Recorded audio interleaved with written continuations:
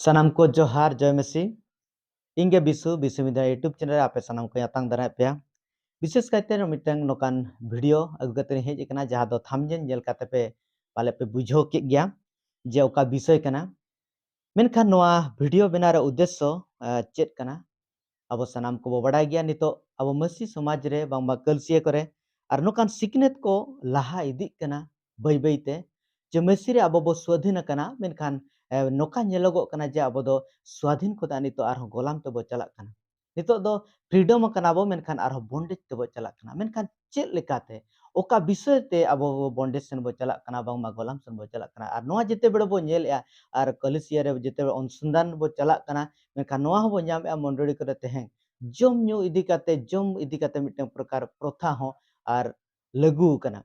Are ओना इदी काते गे तेहें अब सनाम को लगित ते मिटन आड़ी मारंग बड़ाय जम रे विषय नोआ कना चित बाइबल नोआ बाबत ते सठिक बाबत ते चित रोड़ेआ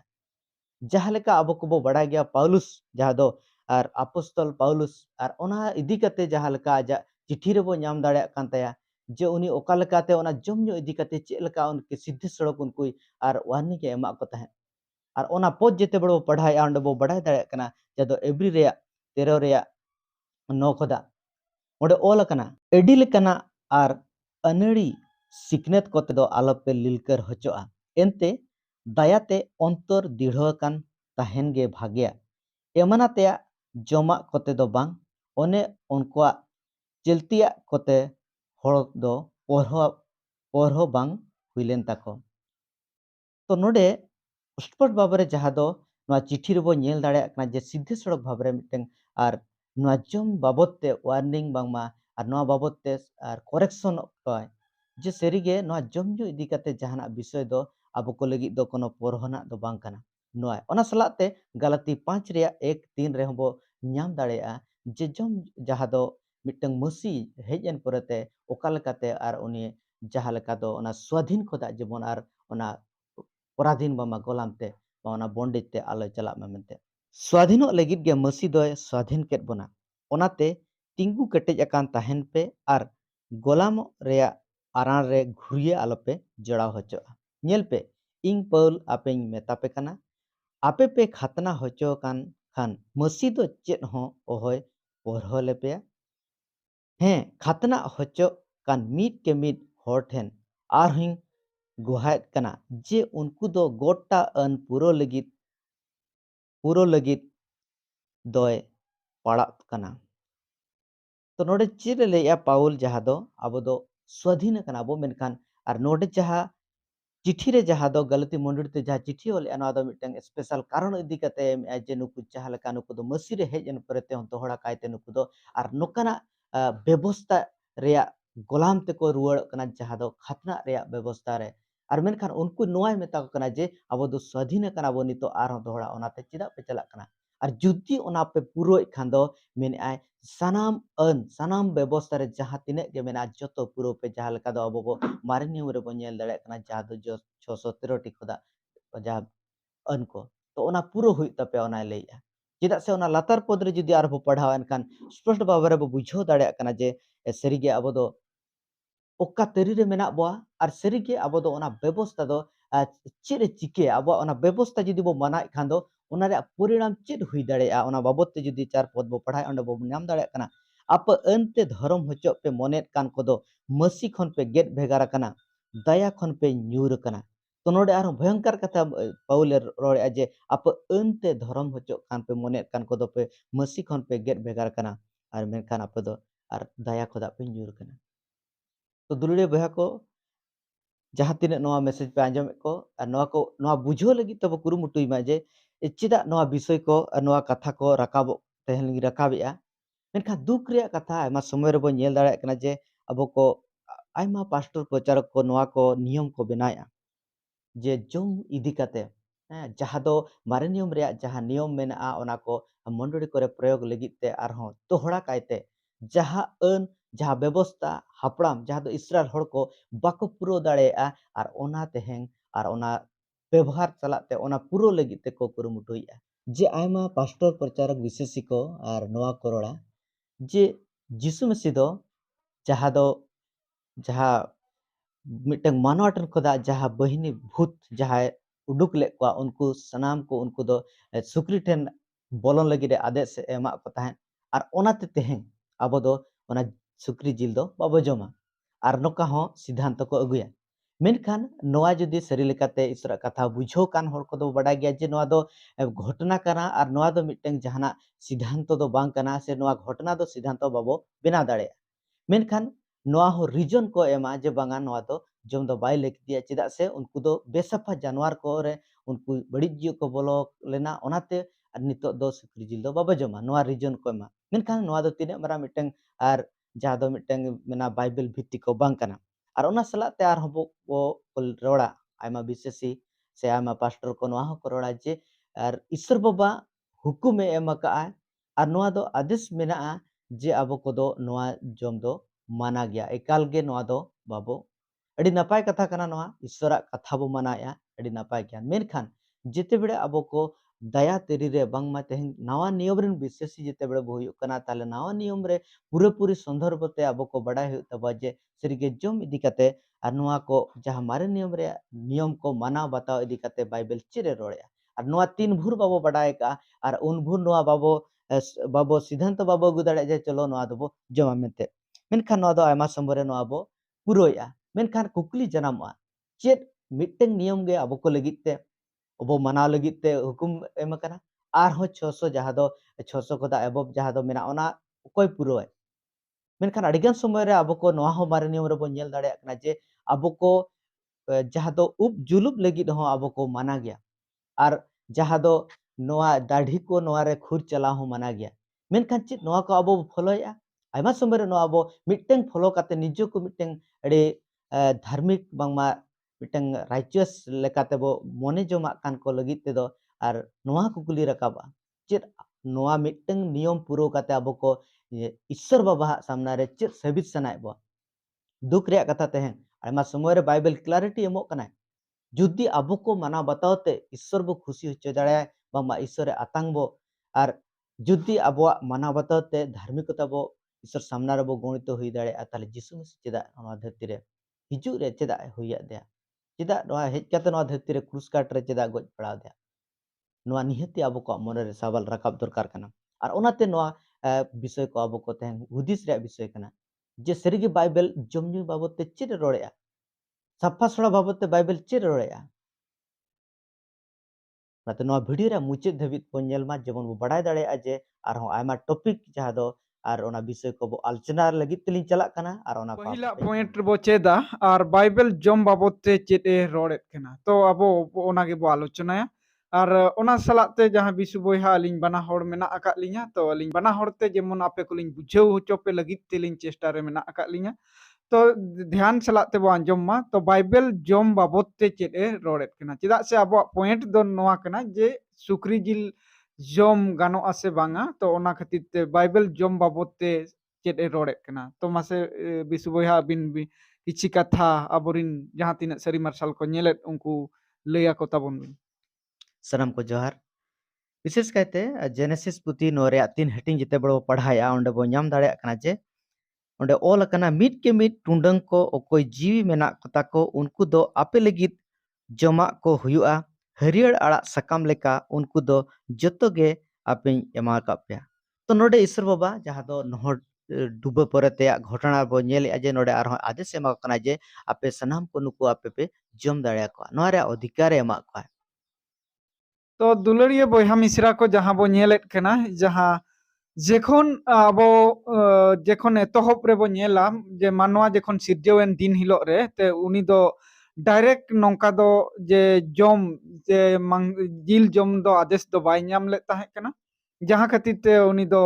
नौका जहां आड़ा साकाम को जम की जो को जम नौकान लेकान ने ताहे कना तो ओना खातिर ते बाइबल सीधे सीधी नोआ कथाय लैयत कना तो ओनागे आर मिटन कथा बो आलोचना चेत सुक्री जिल जम इदी काते चेत गानोगोआ से बांगा तो ओना खातिर गे आबो बो चलाआ सीधे सीधी भाब रे ओना दो लिबिटिकस रे बो ᱧᱟᱢᱮᱫ कना और ओना 11 रेना 7 पद रे कटी बो पढ़ावा अदो बो आलोचना से बो लहा इदी आर सुक्री एंते उनको मा पड़ा खुरे आर गोटा गे हटिंग खुरे मेना ताको मेनखान बाको पगुरा उनको दो आपे लगित को बेसाफा गया तो नोडे बो ñेलेत कना जे सुक्री दो पाड़ाग खुरा मा मेनाआ मेनखान बाको पगुरा जहाँ खातिर ते नोडे अड़ी गहरा कथा जहाँ की जिहुदी को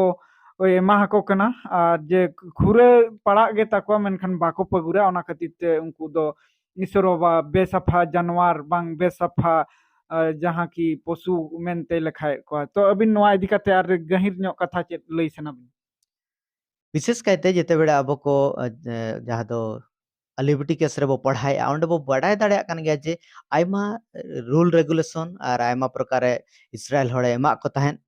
और नोआ लगी रे एमा को तहन अब सनाम को बो बड़ाय गया जे मिटन स्वतंत्र जत बांगमा स्वतंत्र गोष्ठी उनी सेपारेट को ईश्वर बाबा और उनको और एटा दिसम को तुलुई एटा जत को तुलुई उनको जम रहन सहन सनामा अलगो हुयु जरूरी कना और ओना लगी ते उनको बंगान जहाँ दो जत को उनको तुलुई ते और नुकु जहाँ इस्राएल होड़े अलगे कोय नोआ रे को नोना ते नोआ दो ईश्वर बाबा स्वतंत्र नुकु आको आजा नियमे एमा को कना जेमन उनको टेन कोदा नुकु को भेगारो तो मिड प्रकार ते दो नोआ उद्देश्य कान ताया जे ईश्वर बाबा दो उनको अलगे कोय और उनको दो स्वतंत्र कोय जे ईश्वर लेका ईश्वर मने लेकान को हुयु जरूरी कना और उनाते उनको दो हुकुम एमा को कना तो नोआ रे जदि आर कटी गहिर सेन बो उहिर खान उन बो बड़ाय दाड़े कना जे नोडे दो जहाँ नुई सुक्री दो नुई दो पड़ा खुरग कना मेनखान बाय पगुरा नोआ हो नोआ दो बो बुझो दाड़े कन गे जे जहाँ दो पगुर विषय बाइबल जहाँ दो इस्राएल हड़ को बाबत जदि बो उहिरा मेनखान दो बो बड़ाय गया जे उनको दो ईश्वर हुकुम एमा को ताहन और ओना दो सनाम घड़ी गे ओना ध्यान रे को ताहन मा और ओना को मेडिटेशन मा मेनते उनको मेता को ताहन ओना हुकुम एमा को ताहन और नोडे बो नेल दाड़े कना जे नुकु जहाँ सुक्री को दो नुकु दो सीधे बाको पगुरा मेनखान सीधे को उदा और नोडे खोदा बुझो कना मित प्रकार दो नोआ जहाँ दो सिम्बल एमो कना मिट साइन एमो कना जे और नुकु जहाँ को उदी आको और नुकु दो बेसाफा कना को मेनखान जहाँ दो ईश्वर कथा ध्यान ए उनको दो साफा अर्थात उनको दो सनद जत कना को मेते और नोडे खोदा बो बुझो दाड़े कना तो बिसु बोहा नोआ आर मिटंग अलिंग डिस्कस सेट मांग सेट निये पो ये गिलांग पॉइंट इन लाहा ᱧᱚᱜᱟ जे नोआ जहाँ पगुर इदी काते जे अबिन नोआ कथा बिन लयेत कना जे स्पिरिचुअल मीनिंग नोआ उडुको कना जे को पगुर पगुर दो नोआ सदरेत कना जे को मेडिटेट तो ओना खातिर गे नवा नियम रे चेत ओल कना जे दिन गे आपे दो तोवा ᱧᱩ लेका दो आलोपे हुयुगुआ जेमन केटेज जमा को जम रेना ओंकान ये हुयुगो पे तो नोआ बाबत ते अबिन किछि उनका धारणा मेना हाँ नवा नियम जहाँ दो अब को नवा सिकनेत एमो कना और जहाँ दो अब को मजबूत बांगमा ईश्वर कथा जेमन और बढ़ती के बढ़ती जेमन अजा ज्ञान रे बो हारा मा अर्थात तेहें जहाँ लेका तोआ ᱧᱩ सुमुंग दो बांगा मेनखान जहाँ रो केटेज खाद्य जेमन जम काते बो हारा मा नोरे अर्थ जेमन ईश्वर आर हो गहिर कथा बो बुझो दाड़े जहाँ दो आत्मिक विषय कना ओना जेमन बो बुझो दाड़े ओना खातिर ते पाउल आजा चिट्ठी करे नोआ स्टेटमेंट हो एम काए जे आयमा समय रे नोआ रोड़े जे नित धाबी ते आपे को और नितो उनको बाले गिद्रे लेका मेना पे नित हो तो पे ᱧᱩᱭᱟ मेनखान नितो दो आपे दो मिटeng शिक्षक बांगमा आपे दो मिटeng टीचर रे कमीरिन ओना योग्यता हुयु दरकार कान ताहे मेनखान आपे दो नित पे बाले गया तो अड़ी मौज कथा कना जहाँ की अब बो बड़ाय दाड़ेहा कना और बो चेत दाड़ेहा कना जहाँ अब बो ñेलेत कना सुक्री जिल जम इदी काते और नोआ इदी काते अड़ी कन्फ्यूज मेनाआ तो ओनाते नोआ अब नोआ बो चेदोगो सेट बो लहा इदी कना तो मेनखान आर मिटन कथा दो नोआ जनामो कना चेत जम रेया नियम ते बांचाव हराबा की नोआ जनामोआ जे जुदी सुक्री जिल बो जमा कि नोआ बो अब बो जमेत कना चेत बांचाव जहाँ उद्धार बो ᱧᱟᱢᱟका जहाँ उद्धार यीशु मसीह एमका बो चेत ओना हराबा की तो नोआ बाबत ते आर किछि गान कथा अब मांग सेट बो लहाआ जेमन जम ᱧᱩ इदी काते जेहेतु तेहेन चर्च रे आयमा चर्च रे रीतिनीति मिटंग नियम कानून उनका को बनाव का जे जम बांग गानोगोआ और तिना गान चर्च रे नोंका हो मेना को जमेत कान गया तो अड़ी समय रे जहाँ चर्च को जमेत कना और जहाँ चर्च बाको जमेत कना और उनको बांग जमेत को सुक्री जिल दो उनको दो दोष नोआ को लगावेत कना जे उनको दो बेस बांग सही क्रिश्चियन दो को बांग कना से उनकान मौज क्रिस्टान दो को बांग कना नोंका को लयेत कना तो ओनागे अबोहा कथा बांग कुकली जनामोआ जे जम रेया नियम ते बांचाव हराबा की और नोआ हबो कथाया जे बांचाव अबोहा ओका लेकाते हुयुगो कना तो नोआ हबो कथाया तो जम रे नियम ते ओंका बिसु बोहा चेत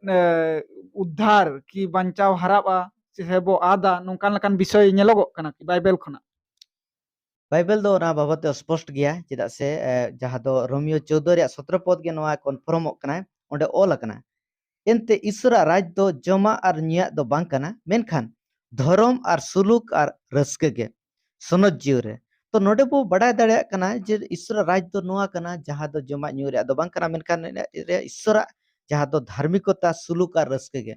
तेहें जुदी बो उहेरा जे तेहें जहां धार्मिकता रे कथा बो उहेर खान दो तेहें ओकया धार्मिकता ते अब बो धार्मिकता बो लेखा कना जुदी बोले बुझोआ ताहले ओंडे बो बड़ा दाड़े कना जे यीशु मसीह इदी काते गे अब सनाम को बो धार्मिक मेंते बो लेखा कना यीशु मसीह जहां बलिदान होतेते यीशु मसीह जहां पंचार कमी पूरो का ओना होतेते और ओना रे बो पतियो कान खातिर ते अब दो बो लेखा कना धार्मिक मेंते तो अड़ी मौज कथा कना जहाँ की अबो और नोआ हो अबो बड़ाई सना हा जे जहाँ की अबो हा बंचाव ओका लेकाते हुयुगो कना साउते ओना रेना पद किछि गान बिन एम लेखान अड़ी मौज मौज कोआ तो ओना बोबोल अबिन बिन लई लेखान अड़ी मौज कोआ किछि जेमन दर्शक को जेमन स्क्रीन रे देखाव दाड़े हाको जे सरीगे बाइबल रे नोआ कोरे जगह रे ऑल कना मेनते नोआ कथा बो नेल दाड़े हा और बो पढ़ाव दाड़े हा नोंका स्क्रीन रे बो देखाव दाड़े हाको खान अड़ी मौज तो असल विषय नोआ कना तेहे अब बांचाव रे जुदी अब कन्फर्म बनुबा अडिगान समय रे जहां विषय इदी काते वीडियो को बो नेलया जे लहा करे कोदा जहां दो अन इदी काते चेदा अन को इदी काते तेहे निना गुरुत्वपूर्ण विषय लिंग हताय अनवारे मूड कारण नोआ कना जे तेहे आयमा समय रे बो नेलया जे अब को दो बांचाव इदी काते हो आयमा प्रकार कन्फ्यूज जहां दो दिगधर मेना बो मेनखान बाइबल स्पष्ट गया जहां दो एपीसी 2 रे 8 9 रे बो पढ़ा लेखान ओंडे बो ᱧᱟᱢ दाड़े कना ओंडे नोआ ऑल कना एनते दाया तेपे बांचाव कना विशेषते और ओना दो आपे खोना दो बांग ईश्वरा दान कना और कमी ते हो बांग कना जेमन ओकोय हो आलोको सारा तो नोडे बो स्पष्ट भाबरे बुझो दाड़ा का जे एनते दया ते पे बंचाव कना विशेष ते एनते ते अब बंचाव दो कल कते हुई कना नोडे लई जे दया ते पे बंचाव कना और विशेष ते और ते ओकोर बो विशेष कना जहां दो यीशु मसीह रो विशेष कना यीशु मसीह जहां दो बंचाव रे कमी और ओना चिता रो पतियो कान खातिर ते अब बंचाव बो जामेया और ओना सलाते आयमा पद मेना बाइबल रे जहां दो नोडे निने गे मेंशन सनेया गलाती 2 रे 16 21 रे बो पढ़ा लखान बो बड़ाय दाड़े ओना साथे अपोस्तल 15 रे 11 ओना साथे रोमियो 5 रे 15 और रोमियो 6 रे 14 और ओना रोमियो 5 रे 21 रे नोआ पद को पढ़ा लखान बो बुझो दाड़ेया और ओना सलाते स्क्रीन रे आर हो पद को आपे पे नाम दाड़ेया जहां दो अलिंग लिंग मेंशना तो अड़ी मौज कथा कना जहाँ खातिर अबो अड़ी समय रे नोआ दिग्ध रे बो ताहेन ना जेमन बंचाव बाबत ते जे बंचाव सुक्री जिल जम लेखान बंचाव बो हरावा से बो आदा से बो ना बो लॉसा नोंका लेकान विषय दो चेत हो बांग कना चेदा से अबोआ बंचाव दो जम न्यू से सुक्री जिल अबो बाबो जम ले ताहे कारण ते बो बंचाव कना से बाबो यीशु मसीह जेखन बाबो बड़ाय कदे समय उना लहा रे जहाँ अब तो सुक्री जिल बाबो जमे ताहे कारण ते बो बंचाव कना तो ओना खातिर दो बांग कना सीधा सीधी भावते लयत कना आपे दो आपे भलाई कमीते हो बांग कना मेनखान ईश्वरा दया और आपे पतियो ते तेहें पे बंचाव कना नोआ कथा और नोआ रे दो घमोड रेना विषय गे बांग जनामो मेनते नोआ कथाय लयत कना तो आर मिटंग जेखन पॉइंट आर होबो चला जे चेत सुक्री जिल जम काते जम लेखान कई हुयुगोआ से मिटंग विश्वासी भोंडो आय दूसरा लैया जे चेत सुक्री जिल जम लेखान विश्वासी कई हुयुगो तया से विश्वासी उनी भोंडो आय तो नोआ गे आबो किछि बो बड़ाई सना मा ताहेन गया तो एन रहो ओना इदी काते अबिन निया गिन कुली बिना चेत ओंका विश्वासी जुदी सुक्री जिले जमा चेत उनी कई हुयुगो से पापाय से उनी जम लेखान ओंकाना जम काते जेमने भोंड दाड़ेहा नोंकान लेकान विषय नेलोगो कना की जो नोआ इदी काते जुदी अब बो बड़ाय सना बो मेनखान दो अब नवा नियम बो पढ़ाई खान बो बड़ाय दाड़े कना जे जम रे इदी काते जहां यीशु मसीह चेत जे साफा सड़ा क्लैरिटी चेरे एम का जे सरीगे और ओका इदी काते अब बो भोंडो कना बांगमा अब को असुचि मेनते बो लेखा और ओना दो जहां दो मार्क के ऑल का भागे संवाद रे बो पढ़ा दाड़ेया जहां दो ओना रे 7 खोदा 7 रे 14 19 और लुक रे 6 रे 44 45 और माथ्यू 15 रे 10 20 मेनखान मिटंग जहां दो के बड़ो मार्क रे 7 14 19 बो पढ़ावा ओंडे ओल कना आदो गादेल होड़ आर होय होहो सुर केट कोआ आरे मेता कोआ आपे जतो होड़ आंजम तिंग पे आर बुझो पे होड़ खन बाहरे रे दो चेत हो बनुआ ओकाटा उनी रे बोलोते भोंडे दाड़े मेनखान ओका को होड़ खन उडुको खान ओना कोगे होड़ भोंबट को दो आंजम लगित लुतुर मेना ताय होड़ दो आंजम ता आर दोहरा नोआ गी पढ़ाया स्पष्ट बाबरे जे नोडे ओल आ जे होड़ खन बाहरे दो चेत हो बनु ओकाटा उनी रे बोलोते भोंड दाड़े मेनखान ओका को होड़ खन उडुको कान ओना कोगे होड़ भोंबट को भोंड दाड़े तो नोडे बुझो कना जे जहाँ तो अन व्यवस्था इसराइल होड़ के एमाक को ताहेन और मारे नियम जुदी नोआ बोन नेला मनखान बाड़ा दाड़े जे मारे नियम दो बाहरी नीति नियम बाहरी करण रे इदी काते पूरे ध्यान फोकस एमे ताहेन और मेनखान नावा नियम बोन नेले खान दो नोआ दो आबो बोन नेले जे नोआ दो अंतर रे भीतर रे साफासड़ा बाबत ते उनी दो फोकस एमे तो जिसु मसीह नोडे लई जे आबो को जहाँ बो जोमिया और ओना जहाँ उडुको कना ओना ते दो बाबो खराबो जहाँ बो जोमिया ओना इदी काते दो चेदा से ओना उडुको कना मेनखान जहाँ दो भीतर खोदा उडुको कना बाहर ते मन खोदा और ओना तेगे आबो बो भणो कना ओना खोदा लातार सेन जिते बड़बो पढ़ाया ओंडे आर बो नाम दाड़े कना जे जहाँ भीतर खोदा चेत को उडुको कना एनते भीतर खन मानवा को मन खन दो बड़ी हुदिस को उडुको कना लाटघाट कुंबड़ू खून रोड घुटी लालच दुष्टमी फेसियरा उमटमटी मेदजुलु हेनस्ता बर्डई बेबुज नोआ को जतो बड़िया को भीतर खन उडुको कना और ओनकाते होड़ दोय भोंडोआ तो नोडे बो बुझो दाड़े कना जे यीशु मसीह नोआ कथा लेरा उद्देश्य चेत कना मिने अंतर भीतर को जहाँ उडुको कना ओनाते आपे पे खरापोआ भोंडोआ पे मेनखान नोडे चेत यीशु मसीह चेत जहाँ लेका दो नोआ अनुमति एमोग कना जे चलो नोआ इदी काते आपे जहाँ तिने गे इस्राएल होड़ एमा को तान ओना जम पे मेनते नोडे नोआ मेनखान बो बाड़ाय गया जे यीशु मसीह जिहुदी ताहेलेनाय और जिहुदी होड़ को ठेन जेते बेड़े नोआ कथाय सदरे तो ओना दो बाय रोड़े मेनखान आबो को बुझो हुआ जे नोडे दो आत्मिक लेकाते बुझो हुआ जे चेत रोड़ सनाय कना असल विषय चेत कना नवा नियम रिन होड़ को असल विषय चेत बुझो हुआ ओना नोआ बुझो होचोय कोय और ओनाते नोआ कथाय सदरे कोय जे नितो दो जहाँ और जतो खोदा मूल विषय हुआ कना जे आबो अंतर खोदा जहाँ भीतर खोदा उडुको कना ओना गे मानवाय खरापया मेनते भोंडेया मेनते तो दुलड़िया बयहा मिश्रा को जहाँ बो आंजमेद कना और जेहेतु तेहें अब जम इदी काते आयमा कन्फ्यूज मेना बोन कारण ते तेहें मीटन नोडे खन अब मीटन क्लियर बो नामेद कना साफा साफी बो नाम दाड़ेहा कना जे मीटन विशेषी सुक्री जिल जम तेदो ओंकान कई हो बाय कया से भोंड हो बाय भोंडोगो तो चेदा से जीसु मसीह ओना कथा गिन रिपीटेड कना जे जीसु मसीह सीधा सीधी लयेद कना जे मीट मानवा जहाँ चेतान खन जहाँ जमेद कना ओना दो माने जहाँ ओना दो लेटरिंग ते इया गिडी काग कना मेनखान जहाँ अंतर खना उडुको कान बड़ी सना बांग हिसे हिंसी मेद जुलु रंगाव नो नवंकाना बड़ी जा कोते दो मानवाय भोंडोगो कना मेनते जीसु मसीह सीधा सीधी लयेद कना तो ओनाते जम न्यू बाबत से जम इदी काते दो ओंकाना भोंडा जिनिस दो बाय भोंड दाड़ेहा ता माने दो बांग कना जे जहाना गे बो जमा ता माने दो बांग कना जे जहाना गे बो न्यूया बुबुला कोते तो ओना दो बालिंग मेनेट कना चेदा से जहाँ मनवा हा क्षतिकारक के सेटेरेत कना जहाँ मनवा जुदी ओना जमेद कना न्यूएद कना तो दिशा आदोगो कान ताया तो नोंकाना करे खना दो आबो सहारे बो ताहेन मा और सरी के जुदी बो विश्वासी कना और सरी के जुदी आबोरे सनत आत्मा आबो करे मेनाया तो उनी के गाइड बुनाय ओका दो जमा और ओका दो न्यूया तो ओना खातिर ते नोआ आलो बो दोष बो लगाव मा जे तबे मा जतोआ गे गानोगोआ जम न्यू जहाना गे भांगो को हुन जम दाड़ेहा से पौरा को हुन न्यू दाड़ेहा नोंकान उइहार चिंता हो मेना बोना चेदा से ये अडी फ्रीडम बो बुझेवा जे जम इदी काते नुकिन बयहा अडी समय रेकिन लयेत कना जे चेत हो बांग कना जम न्यू दाड़ेहा आबो तो ओना खातिर ते ओना दे सोच दो आलो बो उइहार मा और ओंकाना दिग्धा करे खना दो बो उडुको मा चेदा से बाइबल गे और आबो रे जहाँ जुदी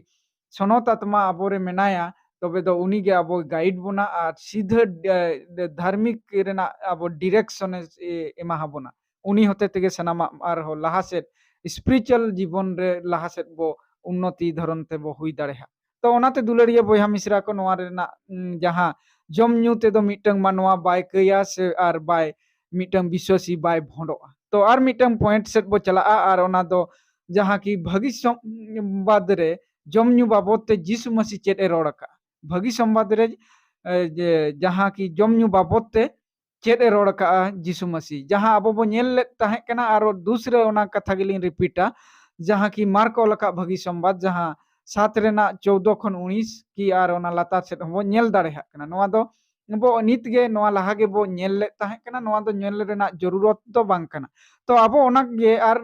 किछि क्लियर बो नाम लगिते जे जम ᱧᱩ बाबत ते बांग जम इदी काते सुक्री जिल जम इदी काते आर कटी मिटंग साफा ᱧᱚᱜ निष्ठ ᱧᱚᱜ पुष्ट ᱧᱚᱜ बो नाम लगिते खान दो जिल जम बाबत ते अपोस्टल पौला चिठी रे चेत ए रोड़ का अपोस्टल पौल जहां की साधु पौल बो मेता है कना जे उनी चेत ए रोड़ का तो ओनागे अब सीधे सीधी भावते बो चला और ओनागे विशु बोहास रिक्वेस्ट या जे मन अब कोई बुझाव होचो दाड़े हबन ओना सलाते अलिन हो मेना लिया आपे कुलिन बुझाव होचो पे लगिते अपोस्तल पाउल जहाँ दो स्वतंत्र भाव में यीशु मसीह ठेन खुदा खुद दर्शन नाम का ओना बाबत हम बड़ा गया मेनखान नोडे मिटंग जहाँ दो पहिल तिमोथी 4 रे अध्याय रे जेते बड़े मिटंग विषय किन कन्फर्म या ओना कथा बो पढ़ाव लगे और लाहसेन बो बुझवा जे ओंडे ओल कना एड़े ररोड़ कोआ फसियर होते ते ओने उनकुआ निज साव बाडाय दो आलो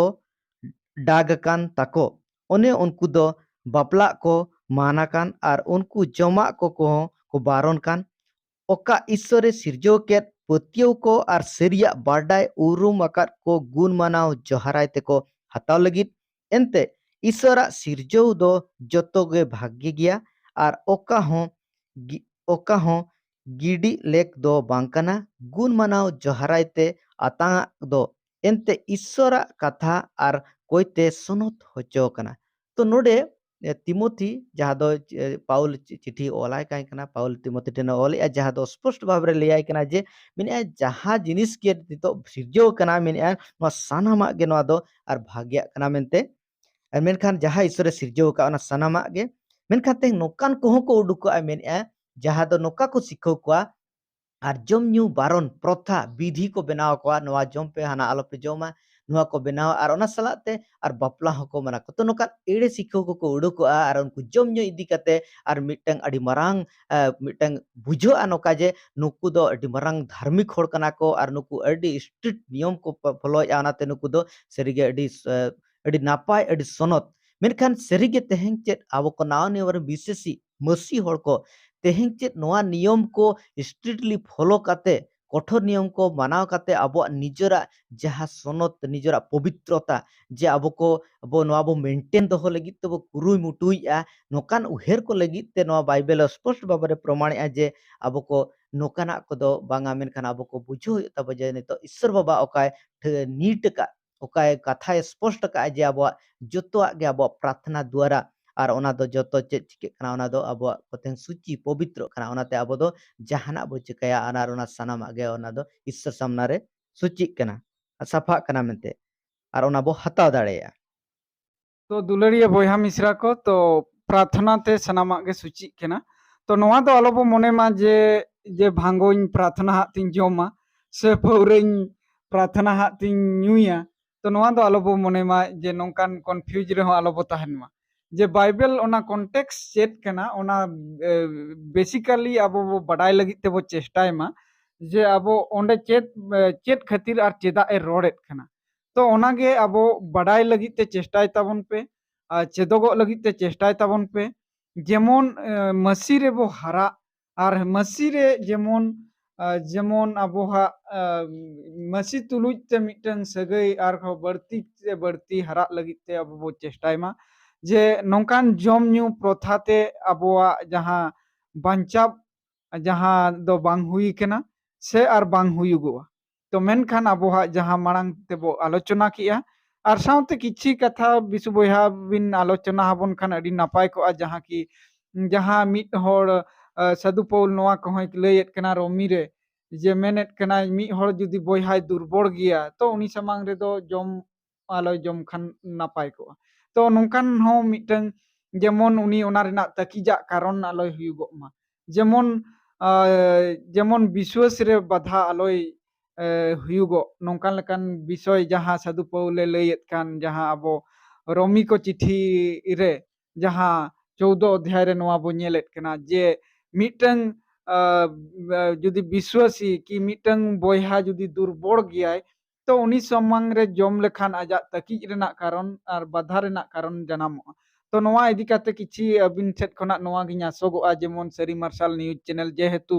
को ñेलेद कान जहां तिना बोयहा आर मिश्रा को उनको को बड़ाय आर को चेत दाड़ेहा जेमन ओना रेनाक क्लियर को नाम जेमन ओना इदी काते किछि आबो बिन लay आबोन खान आर ओनागे अडी मौज को तो विशेष कायते जहाँ दो बो आंजम अगु के नित धबिते जे आबो को जहाँ लेका यीशु मसीह कथा जम बाबते चिरे रोड ओना साथे पाउल अपोस्टल कथा चिट्ठी को बो नेल किया ओंडे खोदा हो बो बुझो दाड़े कान गया जे सरीगे नवा नियम दो स्पष्ट बाबरे चिरे रोड़या आर ओना सलाते आर नितो जहाँ विशेष कायते मिटें नोकाना विषयते आर बो ओना पाले आयमा होड़ बो पढ़ाव का मेनखान होयतो ध्यान बाबो एम का जे अलिंग पाले नवा लिंग रोड़या जे बांगा आबो बो जम दाड़ेया नवा पाले प्रूफ लिंग एम जे बांगा आबो बो जम दाड़ेया चलो नितो दो बो जमा चेदा से आबो दो नितो दया तरिन कना बो नितो बो जमा मेनखान नवा इदी काते हो पाउल अडी फरचा फरची आजा जहाँ मिटन सजेशन एम का जे ओका ऑक्तो रे बो जमा ओका ऑक्तो रे बाबो जमा और ओका ऑक्तो रे दो ओका गुरुत्वपूर्ण विषय कना चेत कना ओना बाबते अडी स्पष्ट बाबरे जहाँ दो रोमियो 14 हेटिंग रे स्पष्ट का मेनखान ओना दो डिटेल जुदी बो पढ़ाओ ना परबो ताहले बो बुझो दाड़ेया और मेनखान नोडे दो नोआ को जुदी पूरे लिंग एक्सप्लेन लिंग मेखान आयमा से नोआ वीडियो जिलिंगआ मेनखान बुझो दो नोआ कना मिड बार पोते आबो बो बुझो लगी तो तो कुरुमुटुय नोडे नासेना इन केरचेत बिना जे अबो जहां की चेदा बाबो जोमा आर चेदा बो जोमा किछि ओना किछि अबिन रीजन जहां की जहां अलंग पहिल रे इंट्रोडक्शन जेहेतु लंग एमाका को बोयहा को आर मिश्रा को जहां तिना को ñेलेत कान उनको को ठिका दाड़े हा जेमन जहां पिया रीजन लंग मेंशन लेया जेमन को ठिकै जेमन चेदा बो बाबो जोमा से चेदा बो जोमा तो नोआ पहिला रीजन दो चेत कना ओना किछि बिन लैया को तो अडी मौज को और प्रथम कारण चेत कना और ओना दो रोमियो रेया 14 रेया गे 1 खोदा 3 बो पढ़ा लगे और बो बुझो दाड़े ओंडे ओल कना विशेष रे निजुरी दो आतंक साव हुई आतंक साव पे मेनखान उनिया हुदिस बुंदिस जोंगा रेया बिचार लगी दो आलो मिड हर दो सनामा जोमा मेनते विशेष मेना तया मेनखान निजुरी दो एखेन आड़ा सकम गे जोमेदा जमेर कान हर दो बाय जमेर आलोय निहेतेमा और बाय जमेर हर दो जमित आलोय बिचारमा ईश्वर दो एंते उनिये आतंक साव कादेया तो नोडे मिटंग विषय साफा सड़ा बुझो कना जे जहाँ दो अब निजरा इच्छे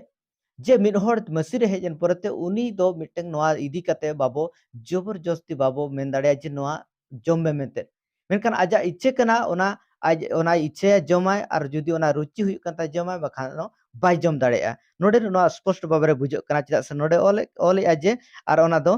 जमेर कान हर दो बाय जमेर हर आलोय निहेतमा और बाय जमेर हर दो जमेर आलोय बिचार पेमा मेनखान आयमा समय नोआ बुझोआ जे आयमा समय नोआ नोकान लीगलिस्टी बो इसई बो बेनाआ और बो भाबिया जे बांगा नोडे बाइबल नोका ऑल कना ईश्वर नोआ ठेराव का ओनाते आबो दो नोआ दो बाबो जमा और मेनखान बाइबल नोडे रोमियो पुस्तक रे जेते बड़े पाउल जहाँ दो नितो पाउला चिट्ठी स्पष्ट बाबरे नितो कलसिया जुग रे मेना बो जेहेतु नितो पाउल जहाँ स्पष्ट बाबरे आजा क्लियर का जे ओका सिकनेत ओका सटीक सिकनेत कना और ओनाते आबो को बड़ा दरकार तो नोडे को मिटन विषय बो बुझो केदा आबो निजरा इच्छेते आबो बो जमा ओकोय हो जबरदस्ती बांगा आजा विवेक आजा बुद्धिते उनी जदी जमे सनाय खान खाने जम दाड़े पहिल कारण कना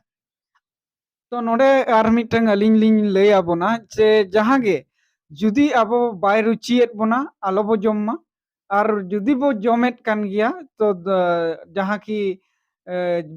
उनको दोसर हर जुदी उनकान विश्वास रे कमजोर गया तो उनी समांग रे तो आलो बो जम्मा साउते जुदी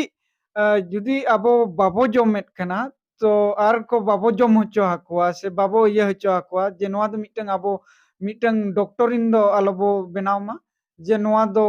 जहां इन बाñ जमेआ माने बाइबेल रे मेनआ बांगा माने दो बांगा onkan lekan do abo abo सिद्धांत आलो बो बेनामा जे abo हा व्यक्तिगत जहां बांग रुचि हा रे abo सिद्धांतिक रे बो चेत आको नोआ दो एकाल गे बाइबेल भित्तिक खना दो बाहरे गया बांग बांग बांग मा बाइबेल खन दो पूरे अदुगे बांग ठीका तो ओना खातिर ते दुलरिया बोया मिश्रा को नोआ जहां बो रीजन बो नेल केआ तो सेकेंड रीजन abo चेत आर onka बो जम दाड़े हा से बाबो जम दाड़े हा चेदा बाबो जमा onkan रीजन को अबिन ठेट मेना खान आर बिन लय आबोन खान आडी मोज दोसर कारण नोआ हबो हताव दाड़ेया जे जुदी तेहें इस्राएल हड़ को जहां लेकाय एमा को ताहेन जे ईश्वर बाबा जे नुकु नुकु आलोपे जम कोआ और ओंडे खुदा मिटंग विषय जुदी ओकोय को साइंस बाबते मेना खान बो ज्ञान उनको बड़ाय दाड़े कान गया जे जहां सुक्री जिल दो मिटंग नोकान जीवाणु को ताहेन कना जहां जीवाणु अब हड़मो लगित के क्षतिकारक हुई दाड़ेया उन समय रेया इदी काते ओना हुकुम ला ताहेन जे नुकु आलोपे जम कोआ चेदा से नोआ पे शरीर लगित ते क्षतिकारक और नितो जुदी ओना हिसाब ते बो हेरा नितो जहां दो ओना जिहुदी से ओना उनको इस्राएल हड़ को सटीक लेकाते ओना बाको इसिने ताहेन ओना समय रे ओना खातिर ते और उनको जीवाणु आको शरीर लगित ते उनको घातक को हुई दाड़े मेनखान नितो दो जहां लेका अब जतो लेकाते बो लहा कान इदी को लगित ते जुदी नोआ बो चिंताया मेनखान नोआ दो मिद प्रकार ते दो नोआ दो बांग लगुआ चेदा से नोआ नितो बो जम दाड़ेया और बेस लेका नितो जतो लेकाते बो लहा कानते जहां लेका अब को बेस लेका बो इसिने आवासान अब जतो लेकाना मेसा काते बो बनाया और दोसर कारण दो नोआ जे आयमा समय बो नेल जे सुक्री जिल आयमा समय अब हेल्थ लगित हो क्षतिकारक कान गया और ओना इदी काते हो अब को निजरा इच्छते ओना बाबो हता नोआ दो रीजन काना नोआ लगित ते जे अब को हड़मो हो अब को जहां हड़मो ईश्वर बाबा एम का बो नोआ इदी काते अब ध्यान एम हुई तब नोआ रे हो स्पेशल कारण के बांग कना जे नोआ इदी काते तेहें अब सिद्धांत बो बनावा जे बांगा नोआ इदी काते बाबो जमा नोआ दो निजरा ऑप्शन कना निजरा इच्छा कना नोआ लगित ते बाबो जमा जे नोआ दो अब निजरा कारण कना मेनखान बाइबल नोआ बाबत ते स्वाधीन एमाबोन कना जे आपे पे चाहे पे जम दाड़ेया चाहे बापे जम दाड़ेया तो दुलड़िया बोया मिश्रा को जहां बो नेलेत कना जहां की नित दो जेहेतु साइंस जे जुग रे बो बंचाप कना अडिगान टेक्नोलॉजी की जहाना गे आयमा मानवा को विकास का तो ओना खातिर ते जहां उन समय रेना ओक्ते जहां नेल लेखान दो उनको रे आयमा लेकाना बैक्टीरिया को कारण ते उनको बेमार हो हेज दाड़े पड़ाव कान ताहें मेनखान नित दो चंदा बासांग रेना हो आयमा डेवलप हुई कना जहां की पहिला चंदा बासांग और निता चंदा बासांग रे और जहां रे बो चंदायत कान ओना रे हो अडिगान डेवलप बांग अरु फेराव हुई कना तो चेदा से बो नेलेत कना नित जुदी बेस नो इसिन लगित खान दो कुकर को बो व्यवहारेत कना जहां के होते ते बेस जिल इसिन दाड़े हा बेस निष्ठा सहित ते और ओना जहां की उनकान सुक्री या जिल रे उनको जहां बैक्टीरिया को नासाव रेना अडिगान संभावना ताहे ताहेना और हुयुगोआ और पहिला दिन रे उनकान इसिन रेना पद्धति उनका बांग ताहे कारण ते बैक्टीरिया को जहां तीना उनको जीवाणु को बाको नष्ट दाड़ेहा कारण ते अब हड़मो रे जम लेखान अब हड़मो रे क्षतिकारक को सेटेर दाड़ेहा तो ओना खातिर ते बाक ईश्वर बा माना ले तो ओना खातिर ते दुलरिया बोया मिश्रा को तो नोआ मा सेकेंड पॉइंट बो नेल किया जे सेकेंड रीजन बांग ये बो नेलेत कना मेनखान थर्ड रीजन चेत कना तो बिसु बोया गिन कुलिया तो थर्ड रीजन दो चेत कना और चेत खातिर बाबो जमा नोआ बाबत ते किचिम लई लेखान अडी मोज तो नोआ लगित हो बाबो जमा चेदा से अब को बो नेला ओना ओका सिचुएशन रे मेना बो आयमा समय रे अब को नोकान अबोरिन सुर सुपुर बहा से सुर सुपुर हड़ को ताहे को जहां पड़रे उनको को ताकीद इन कारण बो हुआ जुदी नोकान बहा मेनाया जहां बहा दो सुक्री जिल बाय जमा और जुदी ओना सुर रे अब तेहें सुक्री जिल बो जम या नोआ रे अर्थ अडिगान समय रे अब भाग्य संवाद ताकीद रे कारण हुआ कना और उनी ओका ओना लगित ते अब को आयमा समय रे अब को असल विषय चेत ओना दो अब निंदो तब और ओना इदी कते के पाउल अपोस्टल चिठी नोआ दो दा रोमियो 14 अध्याय गे स्पष्ट का जे ओंडे ऑल कना जहां दो 20 अध्याय ओना लहा रे हो नोआ दो कथा रोड का गया मेनखान 20 अध्याय रे नोडे और अजे 20 पद रे जमा खातिर ते ईश्वर रे कमी दो आलोपे भांगला भाटा तो नोडे लई जे जहां जम खातिर ते ईश्वर कमी आरोपे असुविधा आलोपे रखाबा नोआ रे अर्थ नोडे मिटें अडी मारंग विषय सॉल्यूशन एमो कना जे नोकान बहा को जुदी और नोकाना विषय को te judi teheng abo ko dhyan em huyuga je mulo bisoy chet kana ona huyuk kana je bhage sombad judi bhage sombad re teheng tekij ren karon huyuk kana tahale onkan khetro re abo ona jil abo ব্যবহার আর ona dikate abo ko adi sabdhan sohokare abo ko teheng noa dharti re tahen huyuga je abo ko oka jaga re mena abo oka lekan hor ko samna re mena abo ar okoy ko sala durub rakab kana abo ar oka lekana jaga re anokan abo jom do pahil bisoy do bang kana ona lahare bo je nyel abo je jom do isra raj re jom do pahil bisoy do bang kana menkan osol bisoy kana teng isra kami isra raj isra bhage sombad jaha kami idi kate teheng jemon abo ko tekij ren karon alo bo huyuk ma onkanak bisoy bo uher ma ar onkanak riti riwaj onkanak protha abo hobo ব্যবহার ma jaha idi kate teheng abo bhage sombad lahaa bang do bhage sombad tekijua onkanak bisoy do banga tekijak bisoy do ona kanak bisoy ko abo ko rakab lagit te bab ona kodo babo laguya menkan jaha idi kate teheng abo ko bhage sombad lahaa bhage sombad Jisu Mesih osol bisoy lahaa ona bo uher ma तो सरीगे जहाँ कथा बो नेलेत कना और बो चेदेत कना जहाँ की अबो बो जहाना अबो जहाँ खातिर बो होहो होचो कना और ओना दो अबो मेजर पॉइंट ताबन जहाँ की अबो भगी संवाद रे जदी ठेस सेटेरो कना तो ओना दो बाबो चिकेगे भगिना तो ओनाते दुलड़िया बोहा मिश्रा को किछि से जहाँ सारांग सुኝ एमा से सामारे किछि अबो अंजमा जहाँ कथा बो चेले कना ओना दुड़हते आपे को ठेन जेमन आरहो ओना को कथाई रिपीट ᱧᱚᱜᱟ और इन पोरे मुचाद सेट बो चला तो अब पहिल कायते बो चेद ले ताहे कना जहाँ की बाइबल रे जम बाबत ते चेद रोड़ेत कना तो नोआ बो चेद ले ताहे कना और ओना बो नेल लेआ और बो बड़ाई लेआ और जेनेसिस 9 रेना 3 और लेविटिकस रेना 11 रेना 7 बो नेल लेआ और साउते बो चेद ले ताहे कना जम रेया नियम ते चेद बांचाव हराबा तो नोआ हो बो चेद ले ताहे कना साउते ओना सला ते बो चेद ले ताहे कना जे बांचाव अबोहा ओका लेकाते हुयुगो कना साउते ओना सला सला ते बो चेद ले कना चेद सुक्री जिल जमते मिटंग विश्वासी कई आय से मिटंग विश्वासी भोंडोक कना और ओना सला ते और बो चेद ले कना जे भगी संवाद रे जिल जम बाबत ते जीसु मसीह चेद ए रोड़ ले ताहे कना और ओना सला ते मुचेद रे बो चेद ताहे कना जहाँ की जिल जम बाबत ते अपोस्टल पौल बांग साधु पौल चेद ए रोड़ का तापरे ओना सला ते रिजन बो पिया रिजन बो आंजम ले कना और ओना जे रिजन मा बो लास्ट रे बो आंजम का गया और बो चेद का गया इन आसोक कना नोआ वीडियो होते ते आयमा होड़ बो आशीषित कना और बो चेद रेना विषय बो ᱧᱟᱢ का और इन नोआ गिन मेना जे मुचेद रे नोआ गिन मेना जे अबोहा बांचाव और उद्धार दो जे अबो अन मनाव ते दो बांग बो बांचाव कना तेहेन अबो दो बो बांचाव कना जे पतियों ते और ईश्वरा दयाते तो अड़ी समय रे नोआ गे जे उइहर जनामोआ अड़ी गान बयहा को कमेंट एआ जे अन जुदी बो मनावेत जुदी बो मनाएत कोआ तबे दो चेदा चर्च रे बो दुड़ुब कना से चेदा चर्च रे बो ये प्रार्थना एआ से चेदा जीसु मसीह रे दो मेना बोना नोंका हो उइहर मेना कोता बोना तो मेनखान दुलरिया बयहा मिश्रा को अबोहा पतियो दो अबोहा दो पतियो ते बो बांचाव कना ईश्वरा दया ते बो बांचाव कना तेहेन दो पतियो दो नोआ जनामा बांचाव अगुई सलाते बांग आश्वासन अगुया आश्वासन अगुई सलाते नापाय कमी अगुया जहाँ की अन रेना पिया हटिंग अब बो बड़ाई गया जहाँ की सेरिमोनियल लो मोरल लो और जहाँ की आर मिटंग जहाँ सिविल लो बो नेलेत ताहे कना तो नोआ को भीतर खना जहाँ की मोरल लो अब बेसिकली के अब फोकस बो एमा कना नवा नियम रे जेहेतु जीसु मसीह मेन की आय जे इन पे दुलरिंग खान इnya हुकुम को ताहेन तपिया तो ओना खातिर ते बारिया हुकुम गे एम ले आय जहाँ की इन पहिल कायते नोआ पे चिकया जे ईश्वर दुलरे पे और दोसर करते नोआ पे चिकया जे आडे पासे को दुलर को पे तो ओना गे अबो ओना गे मेन मेजर पॉइंट कना जहाँ खातिर ते आयमा समय रे कन्फ्यूज और दिग्धरे बो ताहेन कारण ते नोआ कथा दे मुचाद रे लई पड़ाविन किना तो ओना गिन आसोगोग कना नोआ वीडियो होते ते आयमा होड़ बो आशीषित कान खान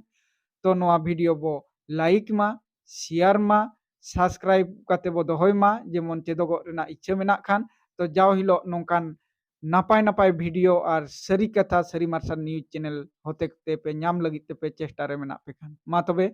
अलिंग पाहटा सेत खना और सरी मार्शल न्यूज चैनल पाहटा सेत खन सनाम को जीसु मसीह ᱧᱩᱛᱩᱢ ते जोहार जय मसीह की।